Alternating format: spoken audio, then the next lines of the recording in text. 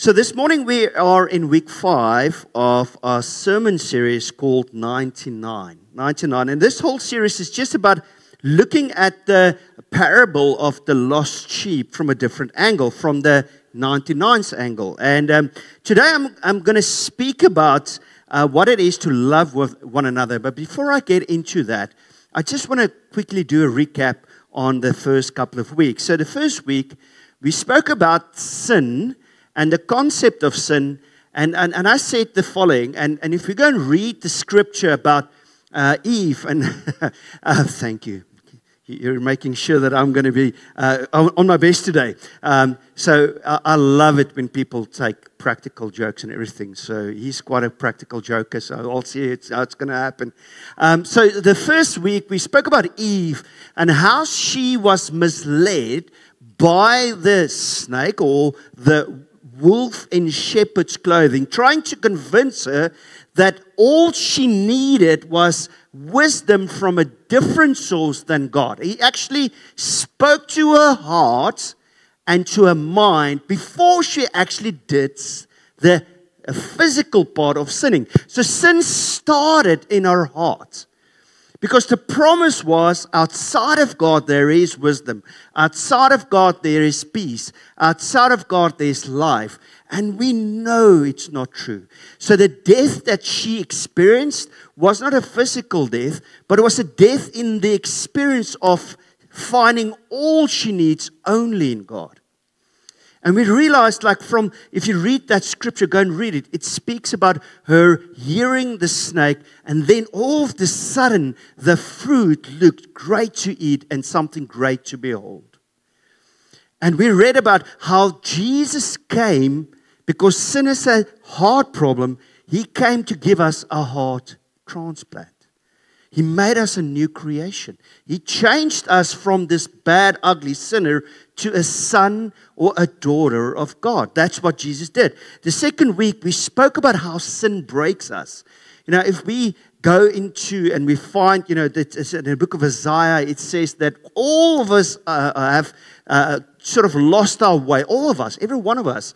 And then when we return, if you look at the parable of the lost sheep, you would see when the shepherd brings the sheep back to the fold, he carries that sheep on his shoulders, just showing you the care and the love that he takes for his sheep. And then he anoints them with olive oil. And what it means is that, and back in those days, the shepherds would take olive oil to put it around wounds, to disinfect them, to keep pests away.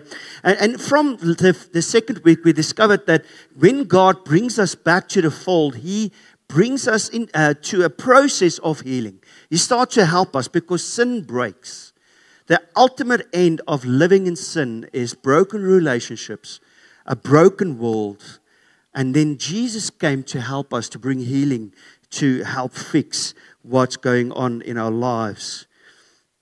And then the week 3, we spoke about the importance. Now, if you go through the same parables in a book of Luke and chapter 15, you would also find the prodigal son parable there, story there. And if you read the parable of the prodigal son, you actually realize it's prodigal sons, not just a prodigal son. Why? Because the youngest brother ran away. The older brother stayed, but he also didn't realize what he had in his father.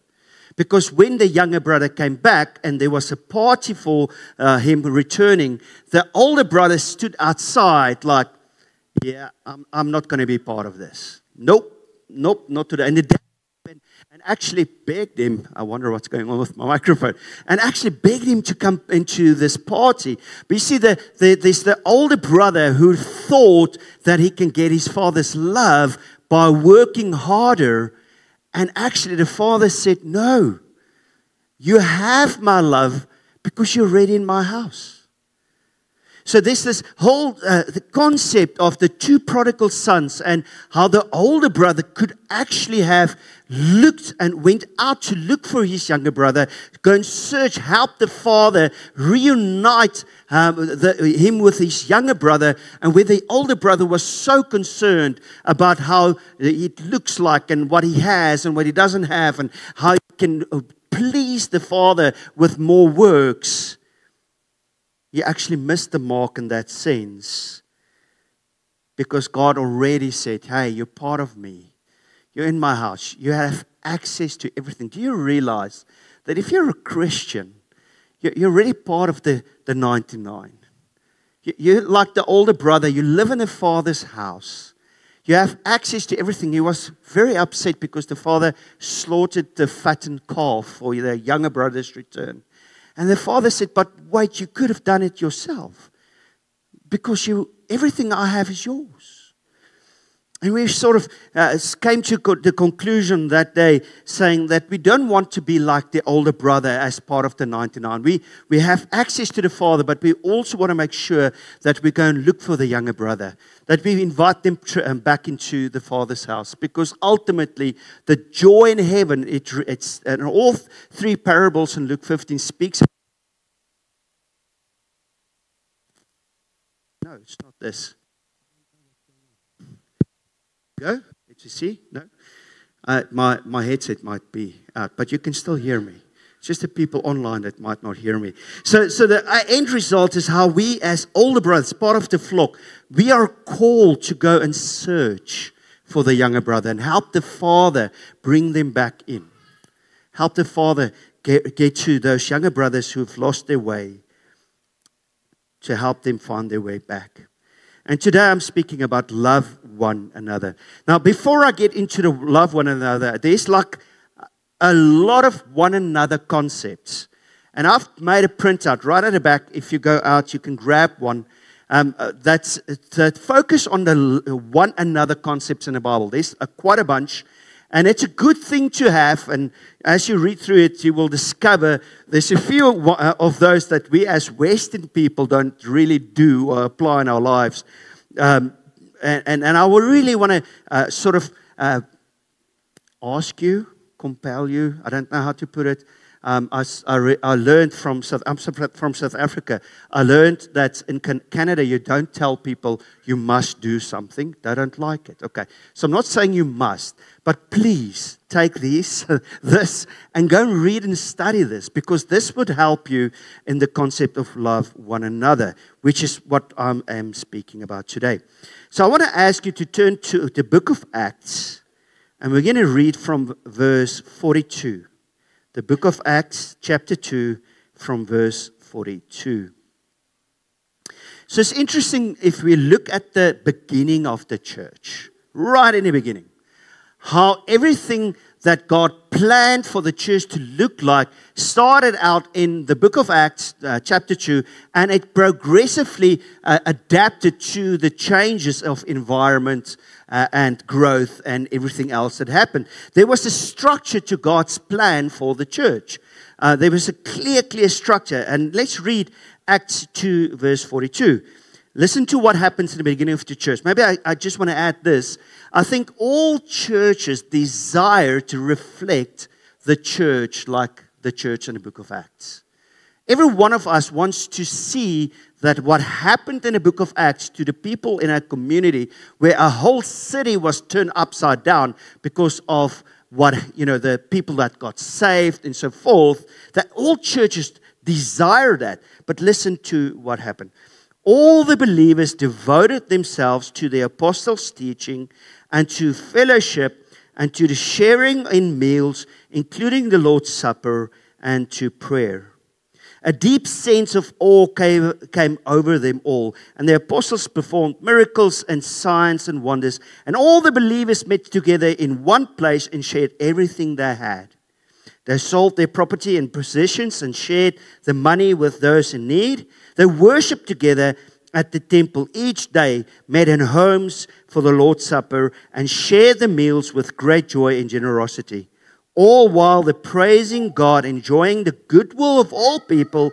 Each day the Lord added to their fellowship those who were being saved.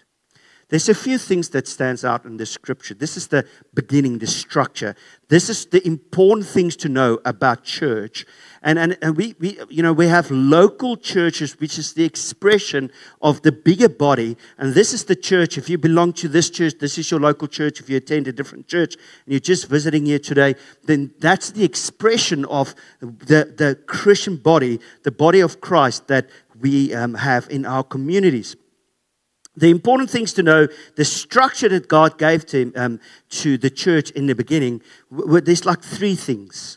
The first one is they devoted themselves to teaching of the Word. I realized that in today's time, that's a bit of a thing because there's so much out there. You know, if you go onto TikTok, YouTube, whatever, you get so much things about Christianity, and I would like go like this about Christianity, because some of this stuff is outright flaky. So it's so difficult to know to what type of teaching should I devote myself.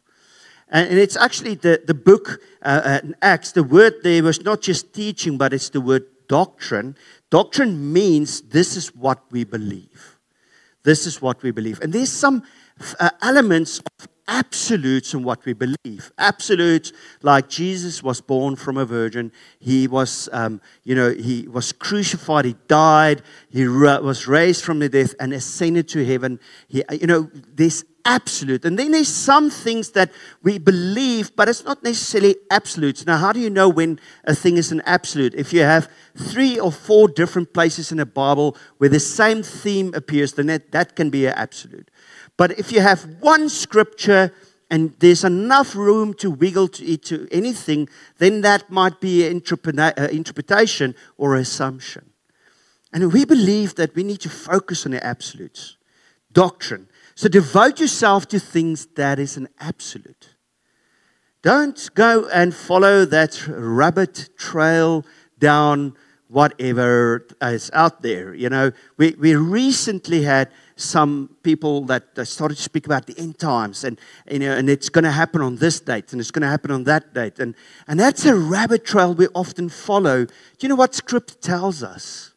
Nobody knows when Christ will return. What do we know? He will return. We just don't know when. So with what should we occupy ourselves? With absolutes. Christ risen. Because He died on a cross, He saved me. He changed me. Because He died on a cross for my sins. So there's some absolutes we need to grab on. How do I know an absolute? If you can look through Scripture, you find it 3 or more times, then you know that is an absolute. The second thing that is devoted themselves to fellowship. And I'm speaking about that part today, fellowship. And then the last one is they devoted themselves to prayer. The importance of prayer. We have prayer meetings every Monday evening at 7. There's a ladies' prayer meeting every Friday. And then on Sunday mornings, 10 a.m. here, we pray together as well before the service.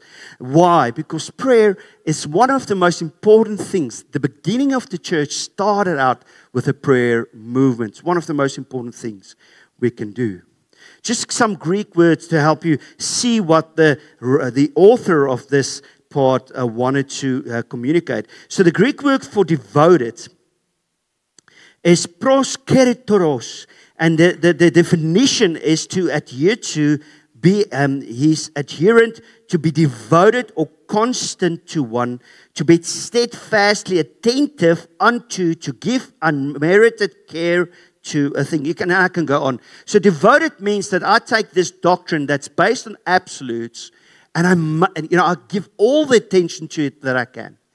One of the most important doctrines that we can think, that we can sort of focus on is an understanding of who I am in Christ. What happened to me on the cross? Not just what happened to Christ. Because Colossians said, on the cross was nailed with Jesus this reference letter of guilt and shame and pain. It was nailed to the cross with Him. And then it says it made a spectacle of all the powers out there in heaven, because God took that letter of guilt, shame and pain against us and put it on Christ so that we don't have to carry that. So forgiveness and all those things. So devoted means I pay attention, close attention, and I focus on that, not allowing all the other stuff out there to interfere with this. Because as soon as we start to follow certain rabbit holes, we miss the most important part of the gospel. And that's Jesus and Him being glorified. Jesus being glorified in everything we do.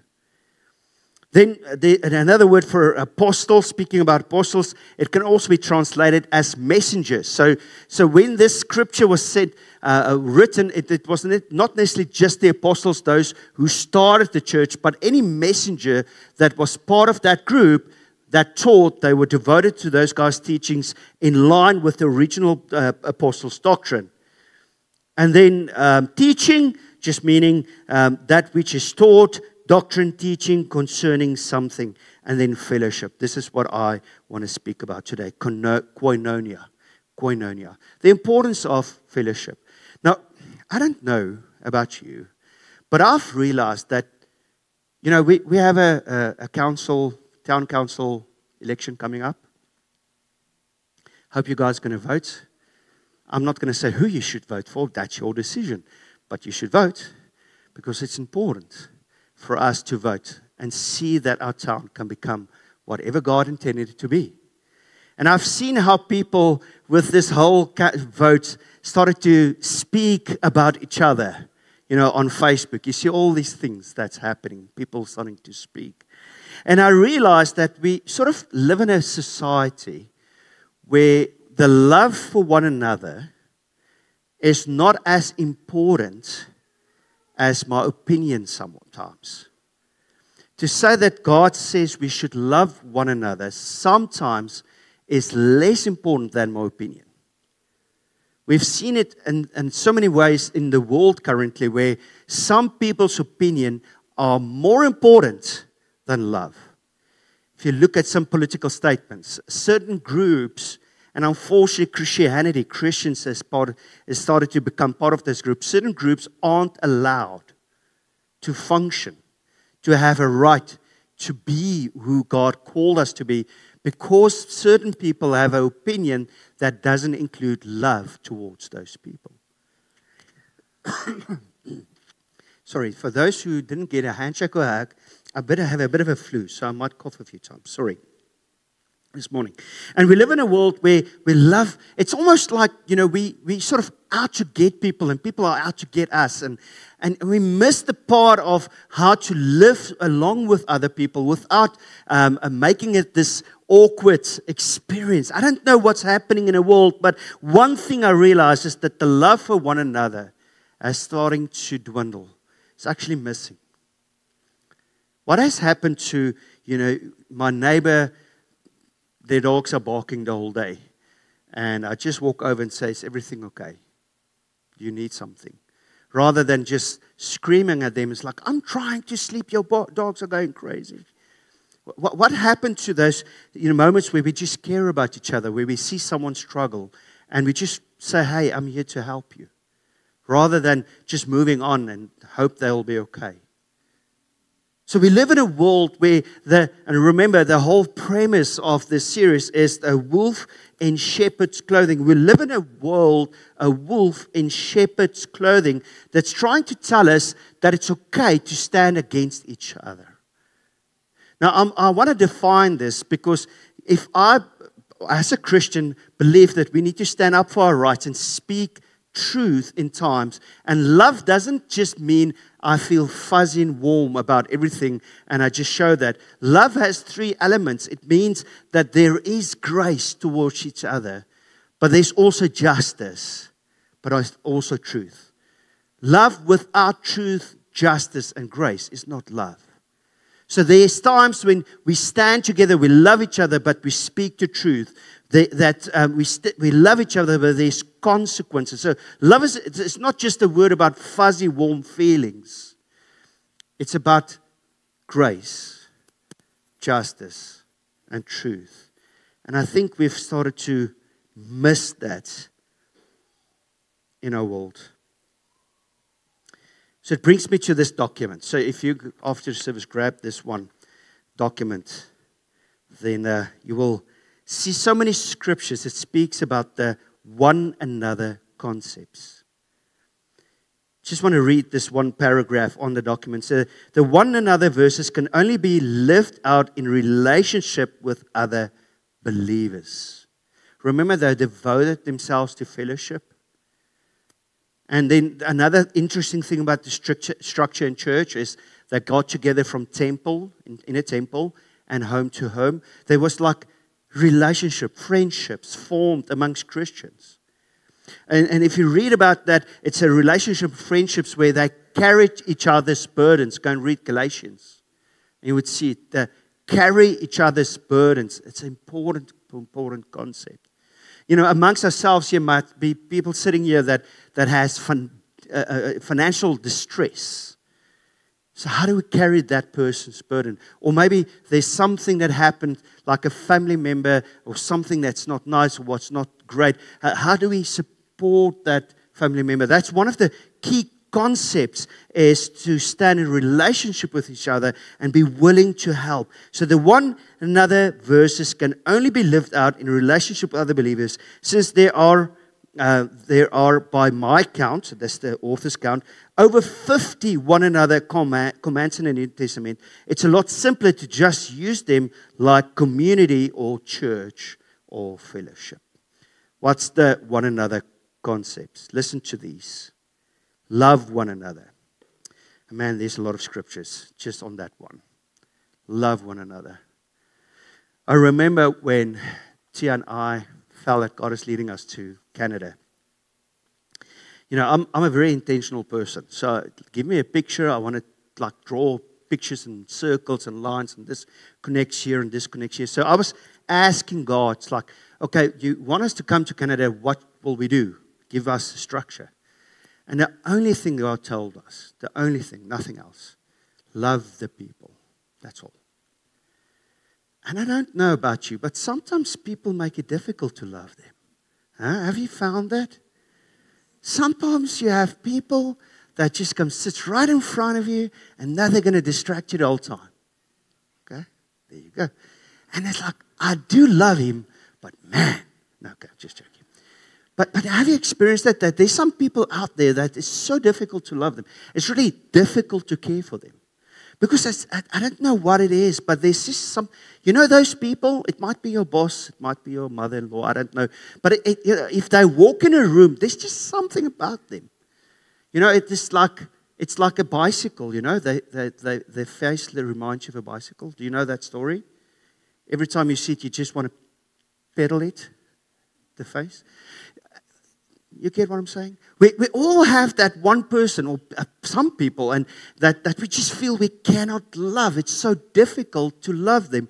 But yet the Bible teaches us that we should love our enemies.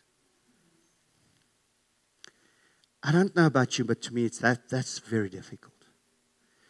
And if you read a story about Corrie van der Boom, who was in a concentration camp in the Second World War, she's a Jewish lady.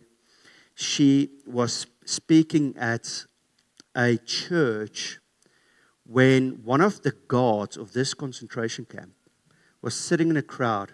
And after she spoke, after she preached, he came to the front and she recognized him. She saw this guy who didn't just treat them bad. That was like one of the worst guards in that concentration camp. Of all the guards, the worst one.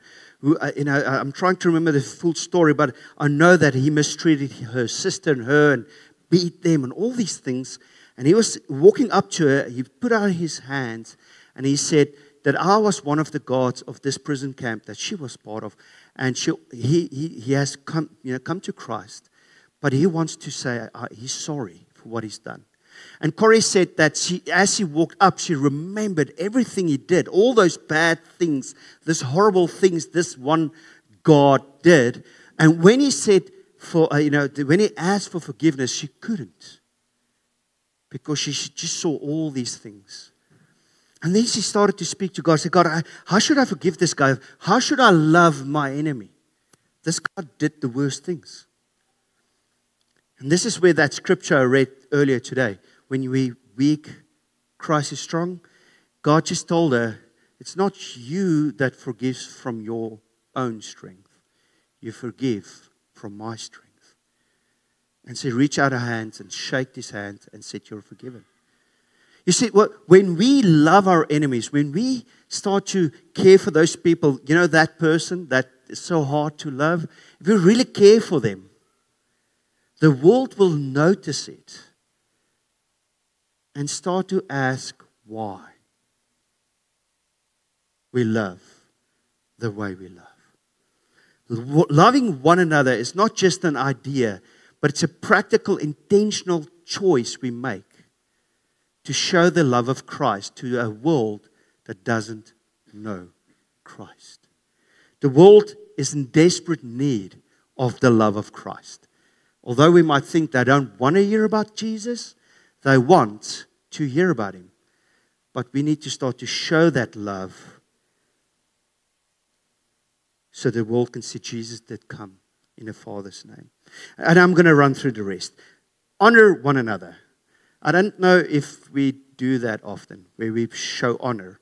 Now, honor doesn't mean that you have a title, you're a doctor, you have your PhD in whatever, and now I have to say doctor the whole time. That's not necessarily honor. Honor means that I look at someone and I esteem him higher than I am. That's what Scripture teaches us. Not in a bad way, in a good way. That I will open the door for him, no matter how he looks like. He might be a homeless person. But I will help him. I will honor him. So honor is one thing that the Bible teaches us. Greet one another. Here's the teenagers. Do you guys still greet? No teenagers all outside. Oh, there's a few teenagers. Do you greet people? Because I haven't seen any teenagers greeting me. Am I the only one who have found that? I mean, if you walk past them, you say hello, they go like... Greet people. Welcome one another. Show hospitality to one another. Have fellowship with another. Yes, one that's sometimes very difficult. Agree with one another. Agree with one. The Bible actually says we should agree with each other. Now, I want to sort of just highlight this. Good dialogue and conversation leads to agreement.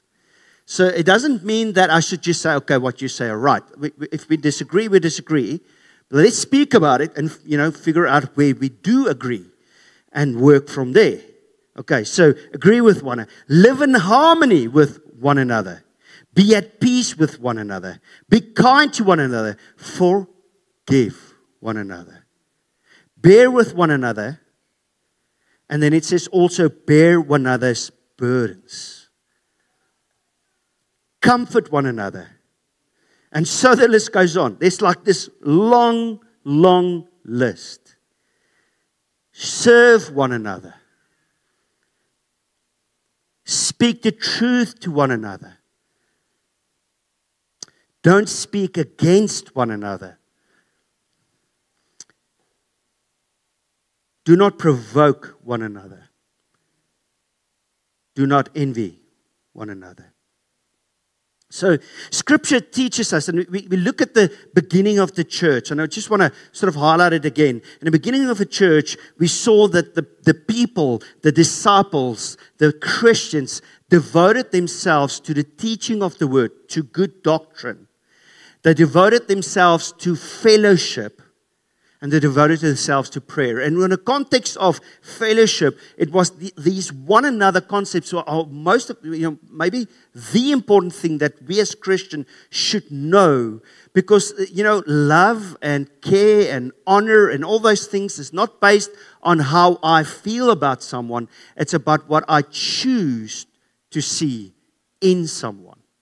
And a couple of weeks ago, we had this message where I had a couple of people on a stage, and I got a sticker, and I said, God looks at you as a 10 out of 10. Do you realize that? He doesn't look at you because you're His creation. He doesn't look at you as 4, a 3, a 1. He looks at you as a 10 out of 10. Do you realize the value God has placed on you? He died. He died on the cross so that you can be saved. And God is bigger than just anything we can realize. I mean, He's way bigger than anything, any concept. But He decided to come step into our world so that He can save us. Doesn't that communicate your value? God looks at you as a 10 out of 10 because of what Christ has done. He looks at you as so valuable. So valuable. And then He says, come, join my family, be part of this fellowship, this valuable, and share this value, this experience of who Christ is and who we are in Him with other people. Because I think the world is broken and falling apart because people have forgotten about how much God loves them. I really do believe that. If we look at these things, and this is one of the scriptures that says that when we show each other the love that God has commanded us to have for each other, then the world will see that Jesus was sent by the Father. Listen, this is John 13, verse 34 to 35. A new commandment I gave to you, that you love one another as I've loved you, that you also loved one another. That's quite a tall order, because Christ died while you were His enemy. And then He says, love one another with the same type of love. Quite a tall order. Why? By this all will know that you are my disciples, if you love one another. So God has given us this commandment. And you know what's the amazing part? He doesn't tell us just what to do, but He then gives us the strength to do it. So He doesn't leave you because it's difficult to love someone that doesn't deserve your love. So it's a choice we make. It's not about how I feel. It's about what I know is to be true. Love one another. You are so valuable to God. It's a choice. I don't always feel as valuable as I know that God is. The value that God has placed on me, I don't always see myself in that value. But I know what's true. Do you know what's true? Do you know the truth, your value? And do you see that same value in other people? Do you see that? Next time you have that person who takes your parking spot. It doesn't happen in Peace River. But if you go to a city, if you go to a city and somebody takes your parking spot, take the time to see their value. Remember how much God loves you. And then say, oh, well, God loves this person with the same amount. So I want to close in prayer. But I really want to encourage you to take one of these pages and do a bit of a Bible study on this. Just don't take my word on this, but go and look at what Scripture teaches us. Because ultimately, when we live from these one another concepts, and again, it's not behavior modification. It's not trying to get us to do stuff in a certain way. It's a change of heart. And when we know that Christ has done a change of heart, He sort of gave us a heart transplant. Then all of a sudden we started to realize that we can do these things because He strengthens us.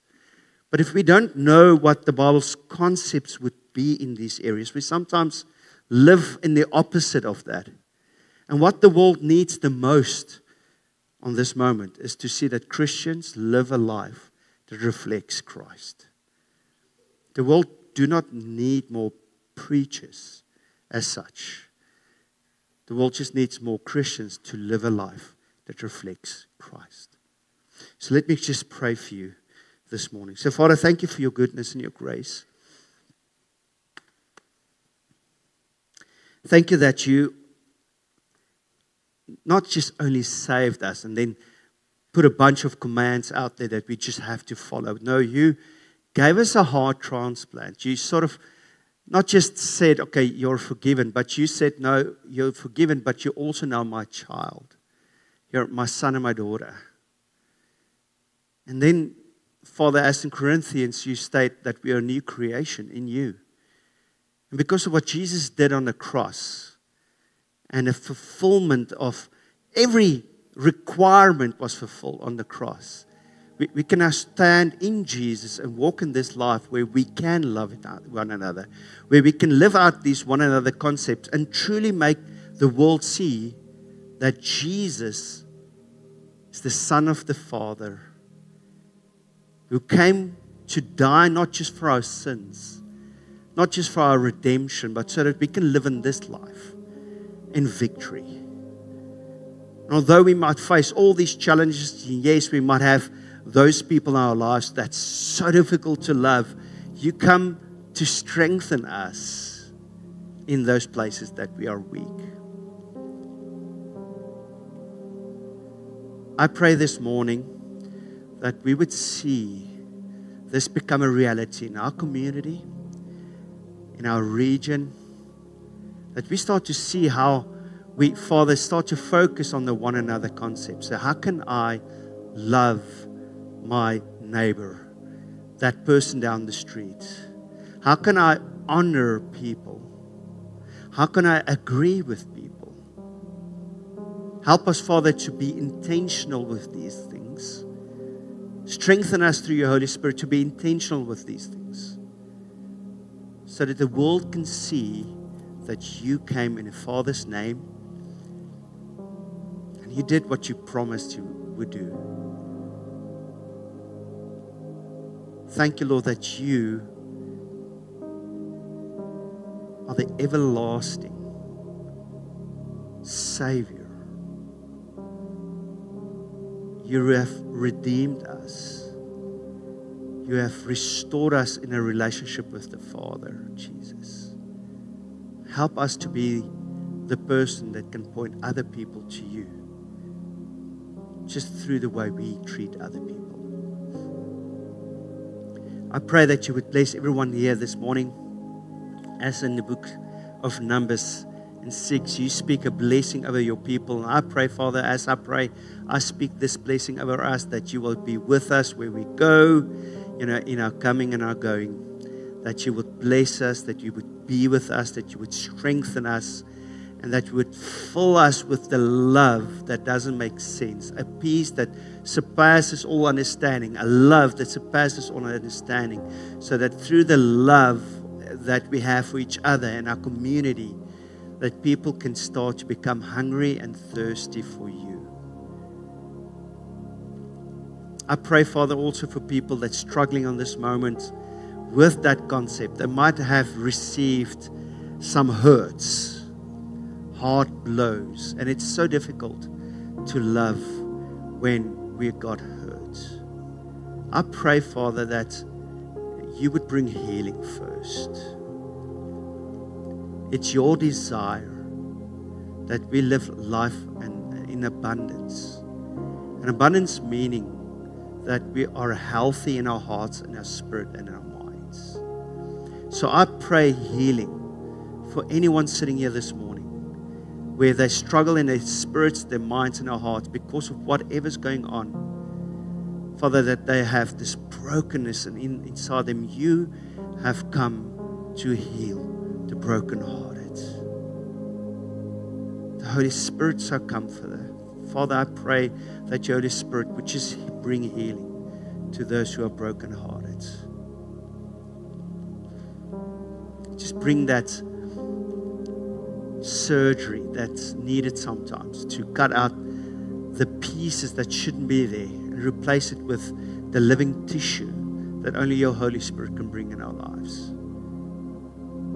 Thank you, Lord, that sometimes that surgery is uncomfortable, but it's necessary. So I just speak your blessing and your healing over everyone here, Father. Just those who are struggling with addiction, whatever, Father, that you would break that in the name of Jesus and bring healing. In the name of Jesus, I pray.